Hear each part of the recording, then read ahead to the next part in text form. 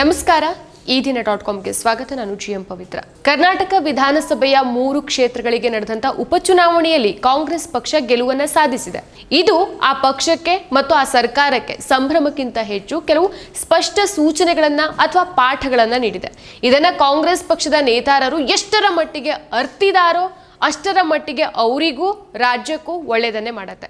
So ಈ 3ರಲ್ಲಿ ಒಂದು ಕ್ಷೇತ್ರ ಮಾತ್ರ ಕಾಂಗ್ರೆಸ್ ಹಿಡಿತದಲ್ಲಿತ್ತು. ಉಳಿದ 2ರಲ್ಲಿ ವಿರೋಧ ಪಕ್ಷಗಳಾದಂಥ JDS ಮತ್ತು BJP ಶಾಸಕರು ಗೆದ್ದಿದ್ರು. ಸೊ ಇಬ್ರು ಸಹ ಮಾಜಿ ಮುಖ್ಯಮಂತ್ರಿಗಳು. ಸ್ವತಃ ಇವರ ಪುತ್ರರನ್ನೇ ಕಣಕ್ಕಿಳಿಸಿದ್ರು.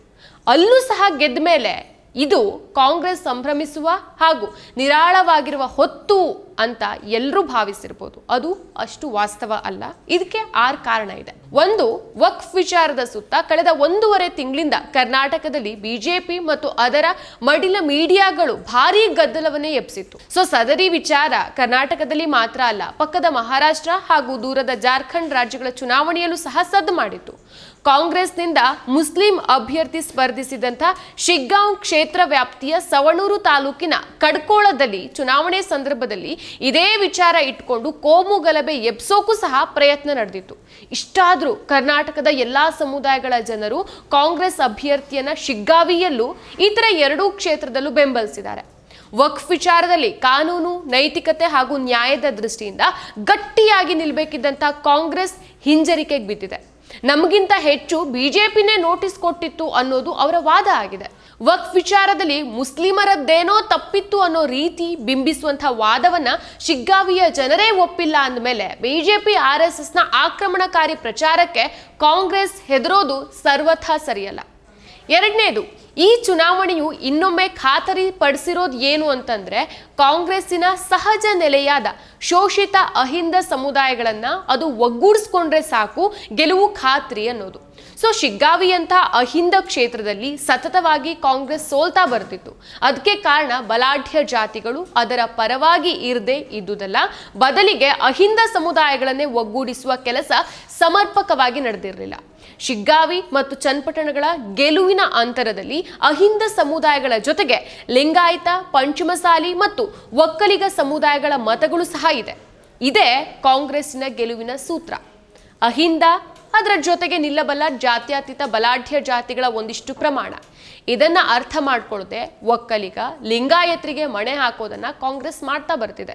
ಸೊ ಇದೇ ಶಿಗ್ಗಾವಿಯಲ್ಲಿ ಮುಸ್ಲಿಂ ಸಮುದಾಯದ ಅಭ್ಯರ್ಥಿಯ ಬದಲಿಗೆ ಲಿಂಗಾಯತರಿಗೆ ಟಿಕೆಟ್ ನೀಡಬೇಕು ಅನ್ನೋ ಪ್ರಸ್ತಾಪವೂ ಸಹ ಅವರಲ್ಲಿ ಇತ್ತು. ಇನ್ನು ಮೂರನೇದು, 2023 ವಿಧಾನಸಭಾ ಚುನಾವಣೆ ಫಲಿತಾಂಶ ಮಾಧ್ಯಮಗಳ ಕಾರಣದಿಂದ ಬಂದಿದ್ದಲ್ಲ.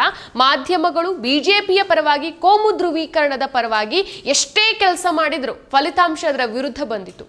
ಸೊ ಈಗಲೂ ಸಹ ಅಷ್ಟೇ ಕಳೆದ 1.5 ವರ್ಷಗಳಿಂದ ಕರ್ನಾಟಕದ ಮಾಧ್ಯಮಗಳು ಸತತವಾಗಿ ಗ್ಯಾರಂಟಿ ಯೋಜನೆಗಳ ವಿರುದ್ಧ, ಮುಖ್ಯಮಂತ್ರಿಗಳ ವಿರುದ್ಧ BJPಯ ಪರವಾಗಿ ತುತ್ತೂರಿ ಊದಿದ್ರೂ ಸಹ ಜನರು ಅದಕ್ಕೆ ಸೊಪ್ಪು ಹಾಕಿಲ್ಲ. ಇದು ಕಾಂಗ್ರೆಸ್ಸಿಗರಿಗೆ ಮೊದಲು ಮನವರಿಕೆ ಆಗಬೇಕಾಗಿರೋದು. ಇನ್ನು 4ನೇದು, ಈ ಚುನಾವಣಾ ಫಲಿತಾಂಶ ಒಂದು ರೀತಿಯಲ್ಲಿ ಕುಟುಂಬ ರಾಜಕಾರಣದ ವಿರುದ್ಧ ಜನರು ನೀಡಿದ ಮತ ಕೂಡ ಹೌದು. ಅದು ಕೇವಲ ನಿಖಿಲ್ ಕುಮಾರಸ್ವಾಮಿ ಮತ್ತು ಭರತ್ ಬೊಮ್ಮಾಯಿ ಭೀಕರ ಸೋಲಿನಲ್ಲಿ ಮಾತ್ರ ಕಾಣೋದಿಲ್ಲ. ಸಂಡೂರಿನಲ್ಲಿ ಸಂಸದ ತುಕಾರಾಂ ಅವರ ಪತ್ನಿ ಅನ್ನಪೂರ್ಣ ಅವರ ಗೆಲುವಿನ ಅಂತರ ಅಷ್ಟು ಕಡಿಮೆ ಆಗಿರೋದ್ರಲ್ಲೂ ಸಹ ಎದ್ದು ಕಾಣುತ್ತೆ. ಗೆಲ್ಲಬೇಕು ಅಂತಂದ್ರೆ ಕುಟುಂಬಸ್ಥರಿಗೆ ಕೊಡಬೇಕು ಅನ್ನೋದು 2024 ಲೋಕಸಭಾ ಚುನಾವಣೆಯಲ್ಲಿ ಕಾಂಗ್ರೆಸ್ ಅನುಸರಿಸಿದ ಒಂದು ಸೂತ್ರ. ಅದಕ್ಕೆ ಇನ್ನೊಂದು ಕಾರಣ ಅಂತಂದ್ರೆ ಹಣ ಖರ್ಚು ಮಾಡೋದು ರೊಕ್ಕಸ್ಥ ಅಧಿಕಾರಸ್ಥರಿಗೆ ಸಾಧ್ಯ ಅನ್ನೋದು ರೀತಿ ಸಹ ಆಗಿದೆ. ಸೊ ಹಣ, ಜಾತಿ, ಕುಟುಂಬ ಅಷ್ಟೇ ಗೆಲುವನ್ನ ತಂದ್ಕೊಡೋದಿಲ್ಲ ಅನ್ನೋದನ್ನ JDS ಮತ್ತು BJPಗಳು ಮಾತ್ರ ಅಲ್ಲ, ಕಾಂಗ್ರೆಸ್ ಸಹ ಅರಿಬೇಕಾಗಿದೆ. ಇನ್ನು 5ನೇದು, ಚುನಾವಣೆಯು ಒಗ್ಗಟ್ಟಿನ ರಾಜಕಾರಣ ಮಾಡುವವರಿಗೆ ಬಲ ಕೊಟ್ಟಿದೆ. ಕಾಂಗ್ರೆಸ್ನಲ್ಲಿ ಆ ಒಗ್ಗಟ್ಟಿತ್ತು. ಶಿಗ್ಗಾವಿಯಲ್ಲಿ ಸಾಮಾನ್ಯವಾಗಿ ಕೊರತೆ ಆಗ್ತಾ ಇದ್ದದ್ದು ಅದೇ ಆಗಿತ್ತು. ಸೊ ಈ ಸಾರಿ ಅದನ್ನ ಕಾಂಗ್ರೆಸ್ ಸಾಧಿಸಿತ್ತು. ಆದರೆ NDA ಮೈತ್ರಿಯಲ್ಲಿ ಇದಿರಲಿಲ್ಲ. ಇದ್ದುದರಲ್ಲಿ ಸಂಡೂರಿನ BJPಯಲ್ಲಿ ಒಗ್ಗಟ್ಟಿತ್ತಾದ್ರಿಂದ ಅಲ್ಲಿ ಗೆಲುವಿನ ಅಂತರ ಕಡಿಮೆ ಆಯಿತು. ಸೊ ಅದೇ ಸಂದರ್ಭದಲ್ಲಿ BJPಯಲ್ಲಿ ಅಂಥ ಒಗ್ಗಟ್ಟೇನೂ ಇರಲಿಲ್ಲ. ಸೊ ಚನ್ನಪಟ್ಟಣದಲ್ಲಿ NDA ಬಿರುಕೆ ಕಾಂಗ್ರೆಸ್ಸಿಗೆ ವರದಾನನೂ ಆಗಿತ್ತು. ಸೊ ಕಳೆದ 40 ವರ್ಷಗಳ ಕರ್ನಾಟಕದ ರಾಜಕಾರಣದಲ್ಲಿ ಒಗ್ಗಟ್ಟಾಗಿ ಚುನಾವಣೆಗೆ ಹೋಗದ ಯಾವುದೇ ಪಕ್ಷಕ್ಕೆ ರಾಜ್ಯ ಮಟ್ಟದಲ್ಲಿ ಬಹುಮತ ಬಂದಿಲ್ಲ ಅನ್ನೋದನ್ನ ಗಮನಿಸಿದ್ರೆ ಇದರ ಮಹತ್ವ ಅರಿವಾಗತ್ತೆ.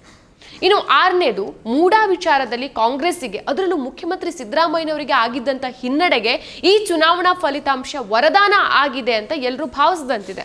ಅದು ಸಂಪೂರ್ಣ ವಾಸ್ತವ ಅಲ್ವೇ ಅಲ್ಲ. ಸೊ ಈ ಚುನಾವಣೆ ಸಂದರ್ಭದಲ್ಲಿ ಮೂಡಾದಿಂದ ಒಳ್ಳೆಯದು ಕೆಟ್ಟದ್ದು ಎರಡೂ ಆಗಿರಬಹುದು. ಆದರೆ ಬಿಜೆಪಿಯ ದುರಾಡಳಿತ ಭ್ರಷ್ಟಾಚಾರದ ವಿರುದ್ಧನೇ ಕಾಂಗ್ರೆಸ್ಗೆ 136 ಸೀಟ್ಗಳಷ್ಟು ಬಹುಮತವನ್ನ ರಾಜ್ಯದ ಜನತೆನೇ ನೀಡಿದ್ದು ಅನ್ನೋದು ಕಾಂಗ್ರೆಸ್ಗೆ ಇದುವರೆಗೂ ಅರಿವಾದಂತಿಲ್ಲ. ರಾಜ್ಯದ ಅಭಿವೃದ್ಧಿ, ಒಳ್ಳೆಯ ಆಡಳಿತ ಮತ್ತು ಭ್ರಷ್ಟಾಚಾರದ ನಿಗ್ರಹ ಮಾಡಿ ಮುನ್ನೋಟವುಳ್ಳ ಸಾಮಾಜಿಕ, ಆರ್ಥಿಕ ಮತ್ತು ರಾಜಕೀಯ ನಡೆಗಳನ್ನು ಇರಿಸೋದು ಇದುವರೆಗೂ ಕಾಂಗ್ರೆಸ್ ಸರ್ಕಾರದಿಂದ ಆಗಿಲ್ಲ. ಬಿಜೆಪಿಯನ್ನ ರಾಜಕೀಯವಾಗಿ, ಸಾಂಸ್ಕೃತಿಕವಾಗಿ ಎದುರಿಸೋಕೆ ಬೇಕಾದಂತ ಯಾವ ಯೋಜನೆಯೂ ಅವರಲ್ಲಿ ಇದ್ದಂತೆ ಕಾಣಿಸ್ತಾ ಇಲ್ಲ. ಸೊ ಈ ಚುನಾವಣೆಯಲ್ಲಿ 3 ಕ್ಷೇತ್ರಗಳ ಜನತೆ ಇನ್ನೊಂದು ಅವಕಾಶವನ್ನ ಮತ್ತು ಯಥೇಚ್ಛ ಪಾಠಗಳನ್ನ ಕಾಂಗ್ರೆಸ್ ಪಕ್ಷಕ್ಕೆ ಹಾಗೂ ಸರ್ಕಾರಕ್ಕೆ ಕೊಟ್ಟಿದ್ದಾರೆ. ಇದನ್ನ ಸದ್ಬಳಕೆ ಮಾಡ್ಕೊಳ್ಳೋದು ಅಥವಾ ಬಿಡೋದು ಅವರ ಕೈಯಲ್ಲಿದೆ. ಏನ್ ಮಾಡ್ತಾರೆ ಅನ್ನೋದನ್ನ ಕಾದ್ ನೋಡೋಣ. ಮತ್ತಷ್ಟು ವಿಶೇಷ ವಿಡಿಯೋಗಳನ್ನು ನೋಡಲು ಮತ್ತು ಹೊಸ ವಿಡಿಯೋಗಳ ಬಗ್ಗೆ ತಿಳಿಯಲು ಈ ದಿನ .com ಯೂಟ್ಯೂಬ್ ಚಾನೆಲ್ ಸಬ್ಸ್ಕ್ರೈಬ್ ಮಾಡಿ ಮತ್ತು ಬೆಲ್ ಐಕಾನ್ ಕ್ಲಿಕ್ ಮಾಡಿ.